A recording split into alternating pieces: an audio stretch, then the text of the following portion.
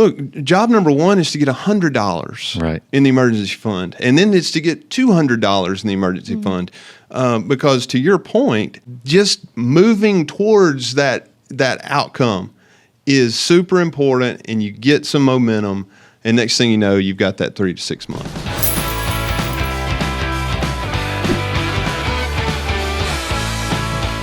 Hey, this is Shay. This is Mary Helen. Welcome to the Pocket Change Podcast, where you'll learn better ways to spend, save, invest, and take control of your financial journey. This is the very first episode of the Pocket Change Podcast. Happy New Year. Happy New Year. That's right. Starting off January 2023 right. This is going to be a great year because people are going to learn a lot about their finances and how to manage them properly. So I was reading the other day and I noticed some figures that were out there about how Americans don't have enough saved for their emergency fund. And so they can't cover an emergency, whether it's $400 appliance that goes out or a bigger $1,000 emergency that comes up.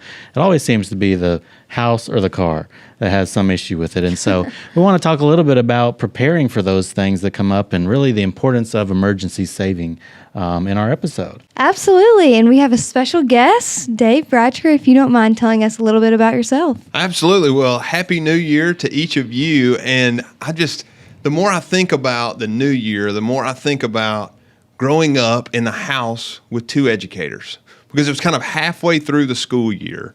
And, one of the interesting things, we're talking about emergency funds and savings. So as a child growing up, one of the interesting things in my house was the idea that mom's paycheck went into this separate little place.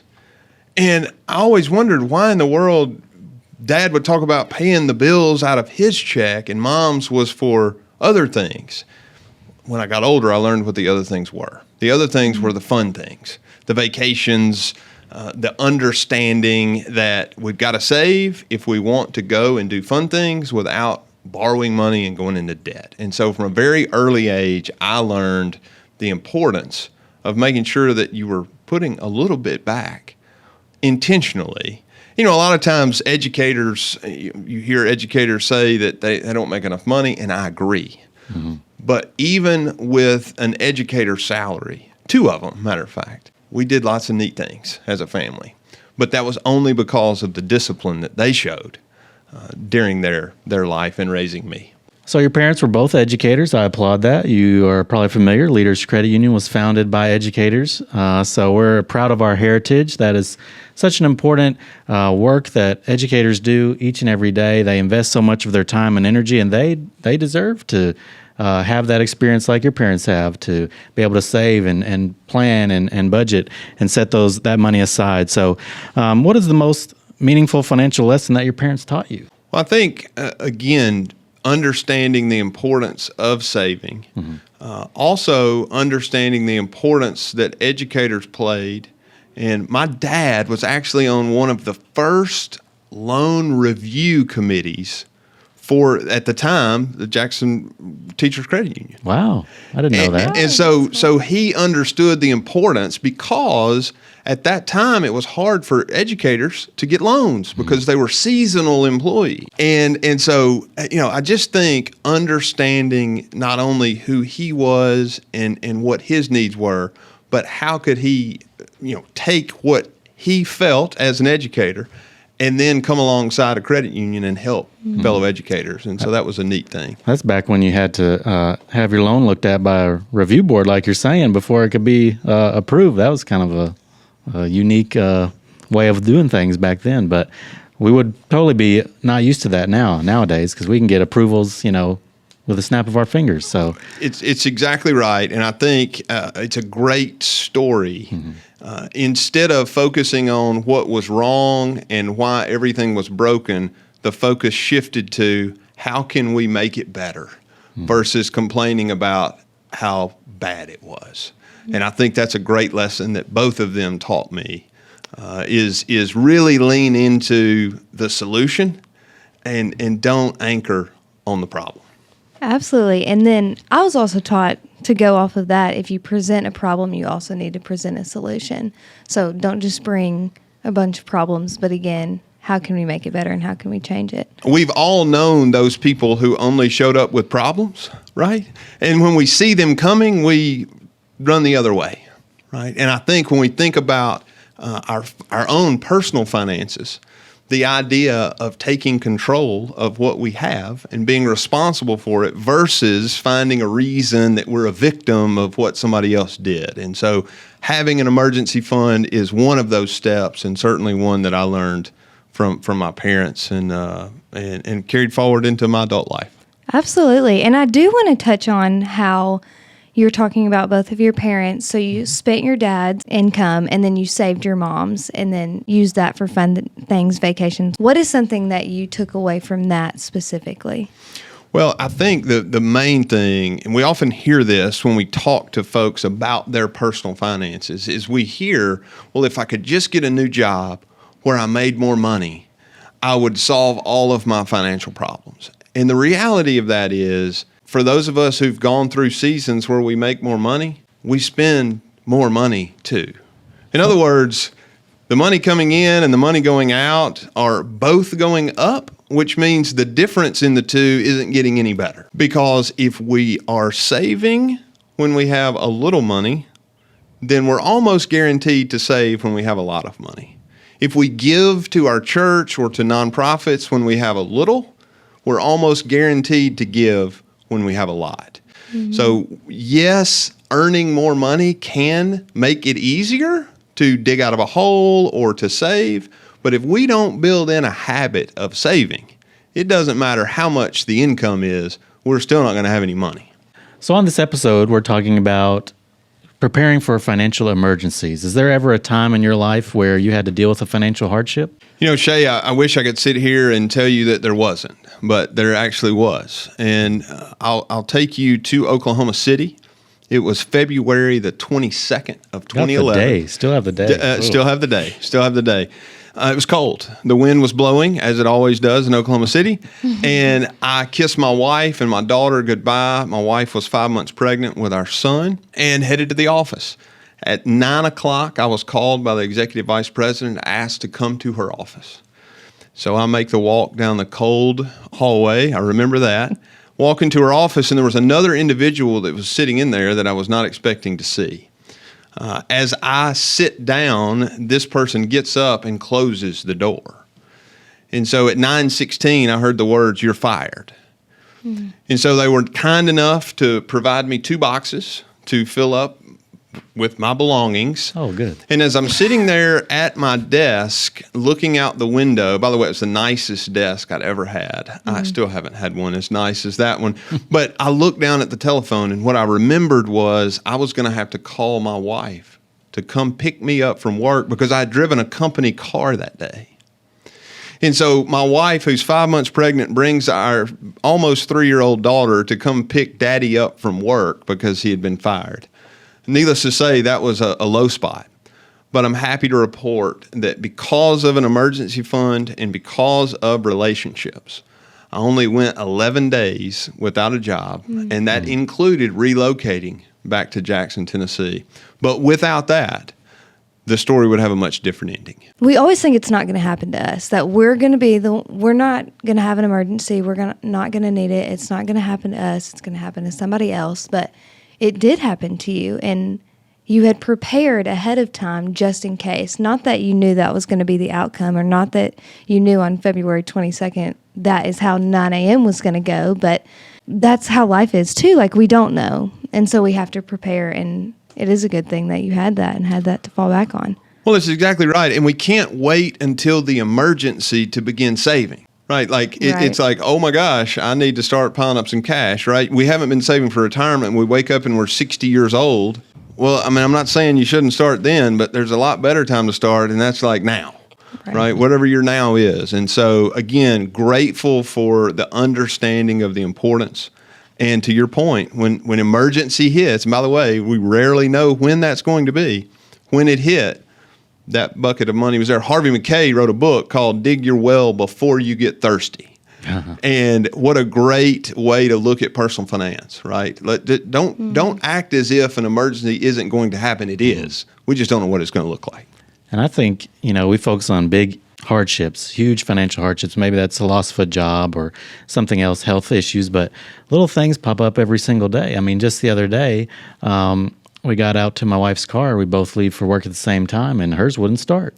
And so I had to change our plans. We had to go get her a new battery, had to get that replaced. And those little things are things that also happen that can be, for some people, a financial hardship if they don't have money set aside for financial emergencies. I mean, that's $100 out of the pocket just right there for replacing a battery. But it could be a host of any other things, whether it's, like I said, car or house. Those are probably the biggest things that cost us the most, or are some of our biggest financial emergencies. So.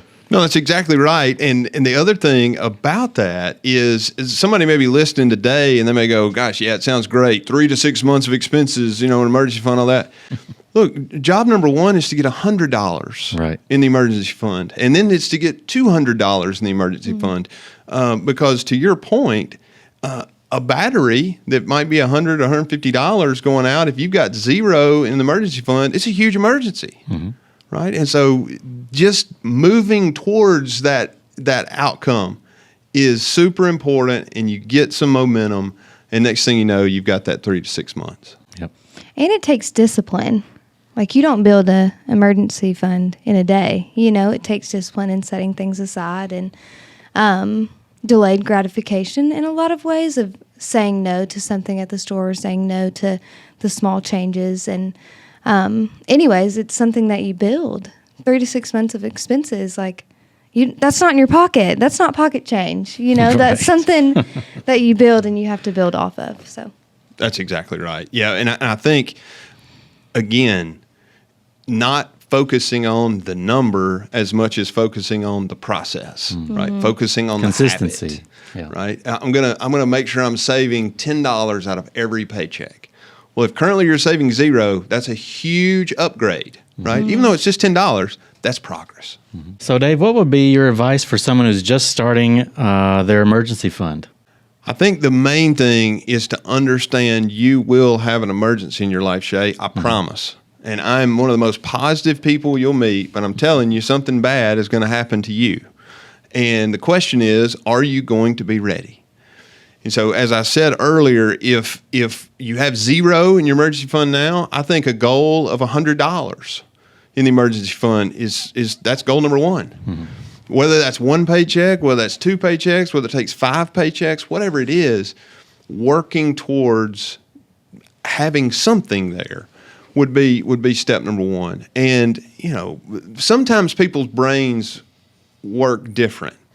Some people love Starbucks coffee, and if they could just skip one Starbucks a week, right? That's $5 times 52.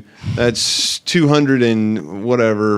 I'm trying to do math in a podcast, and y'all are the math people, not me. But somewhere around $250 plus that they would have saved in a year, and it was just delaying, to your point, gratification on one cup of coffee. Not every day, once a week, and just something simple. And so some people's brains work like that. Some people's brains work like, if I ever get it in my hand, it's never going to be saved. And so talking with HR and getting a payroll deduction directly into a savings account would be another thing, because, again, whenever it hits our checking account, and it's fair game. Right. That's the way it works at my house. I agree. It needs to be out of sight, out of mind. And a good way to do that at Leaders Credit Union is we have our fast forward savings. All it takes is $20 a month. That's how you earn the interest. That's how you build your savings account. And so there's things like that we can take advantage of, and our members and listeners can take advantage of to help jumpstart their savings, get paid interest while they're saving, so earning even more with it could be $20 a month. Simple as that. That's exactly right. All right, Dave, so I've got a fun question for you. Okay. If you had some spare pocket change, what would you spend it on? Oh my gosh. I think I knew this question was coming, and I still don't know that I have a great answer for it, because everything that I like, I feel like it costs way more money than it should. He's just going to save it. He's going to put it in his emergency fund. That's right. Yeah, well, maybe that's where it goes. But I tell you, one of the things that I really like doing is looking for unique gifts. I'm trying to get better at being a good gift giver. I don't have a great track record of being a good gift giver, but really trying to pay attention to people's interest more than I have in the past, to try to find a special gift that's more than, whatever, tchotchke little thing. And so as we're right here, just on the other side of Christmas and the New Year, I'm still thinking about gifts, and I think so with some spare pocket change, it would be trying to cobble enough together to find a unique gift for somebody. Good answer. Yeah. We'll take whatever you, Well, whatever and you Shay, wanna- I'll just be honest, you were on the top of the list. Oh, yeah. Not saying you're not anymore, but you were. I appreciate that. Yeah. Well, thanks for being with us, Dave. We understand that you are with the YMCA. Tell us a little bit more about what you do and what initiatives are coming to our area. Absolutely. Super excited. I started a new position in April of last year, and my main focus is expanding access to high-quality childcare, not just in Jackson and Madison County, but across rural West Tennessee. Mm-hmm. And it's really leveraging the shared services and lots of administrative costs that are in one location in Memphis, so that they're not duplicated at every child care site across West Tennessee. And so we're very excited with Blue Oval coming, with all of the growth that we're going to see in West Tennessee. The pandemic did not put us in a good spot to grow out of as in the area of child care. And so we're really leaning into it, having conversations with school superintendents, county mayors, chamber executives all across West Tennessee to really make sure that by the time Blue Oval opens, there's a child care network and infrastructure in place to support all of those new families that are going to call West Tennessee home. And with having a new child, I know just how important child care is and the need that it has in our community. So thanks for your work with that. And one question: is it fun to be at the YMCA? It is, and I'm grateful that you're not going to ask me to sing or dance today. Shay and Mary Helen, thank you so much for having me. Thanks you so much for coming. Absolutely. We hope you enjoyed the very first episode of the Pocket Change podcast. There's more to come, and so be sure to stay tuned on our social media and follow along on YouTube and your favorite podcast platform for more information. Yeah, check us out. Pocket Change Podcast has been brought to you by Leaders Credit Union, where we power your passion to make lives better. Cha-ching. Leaders is federally insured by the NCUA Equal Housing Lender. Learn more at leaderscu.com.